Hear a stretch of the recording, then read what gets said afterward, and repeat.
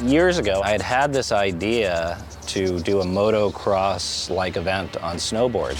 So we staged the first ever border cross race.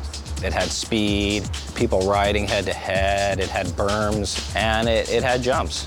We thought we would do SSX, and then we'd move on to creating a new sport experience in a similar vein.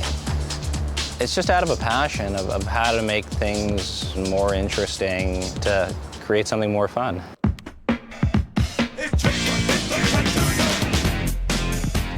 You're working from a base sport. The first game was really about really dedicated people who had an idea, had a vision. You tend to kind of design something that is way beyond the scope of what you can actually pull off in the first versions. Now we get to take the fruits of our labor and say, okay, we got the core experience down. Now let's build the worlds we really wanted to build. We want to be, so far away from, simulation snowboarding and out here somewhere. We're throwing stuff in there which is just, woo, It's like, where'd that trick come from? There's, a lot of technology the team has to create. There's a lot of innovation. But we don't quit, just keep on, five shot. People are noticing the efforts that you're putting in now. Give yourselves a hand.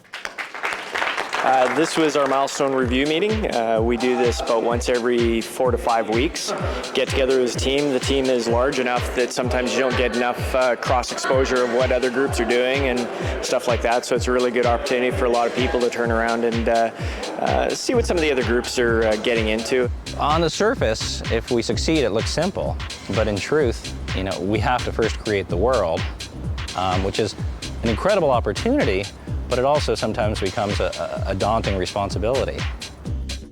My normal tendency is to leave things as they are if they're working. However, it's the tendency of producers to want to keep pushing and pushing the technology. It took somebody looking at it in a particular way, coming up with a unique solution to actually make it work. You're trying to describe the camera paths through the world.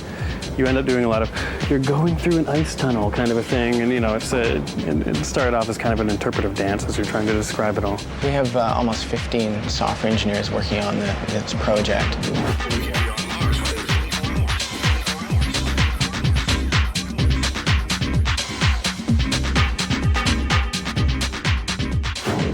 When video games first started, you can make a game in a few months. Now it takes around 18 months, 2 years to make a game. So if we just did what we did last time, it would look very old school. It's been a while since they've let me come out to play. We really vamped up the characters. The tricks that they can do, personalized tricks, the Uber tricks, the voices, name talent for the voices. We can totally hang out. Love you, man. Enough talk, let's rock! Yeah, baby. Oh, look at them shoes! Vámonos de fiesta juntos! Don't look at me like that. Oliver Platt playing Luther. I am a man's man. Luther was meant to be this over-the-top character. One of the other things we're doing is our front end is all going into a 3D world. The reason behind that is we want to do something that really sort of gives the user a sense of what the gameplay is going to be like before they get in, a sense that SSX Tricky is different than all the other games out there. And I've been doing this since like '95, and this is probably the biggest leap that we tried to make with the front end for sure. If we do it right and people get immersed and believe in the experience, you forget you're playing a video game. Not only were you all of a sudden up there and you got a hole in your stomach because you're 80 feet off the ground, but your character is going, yahoo! And it's like, you kind of almost want to high-five your character. In this kind of game, we're not telling a story. We're creating an experience.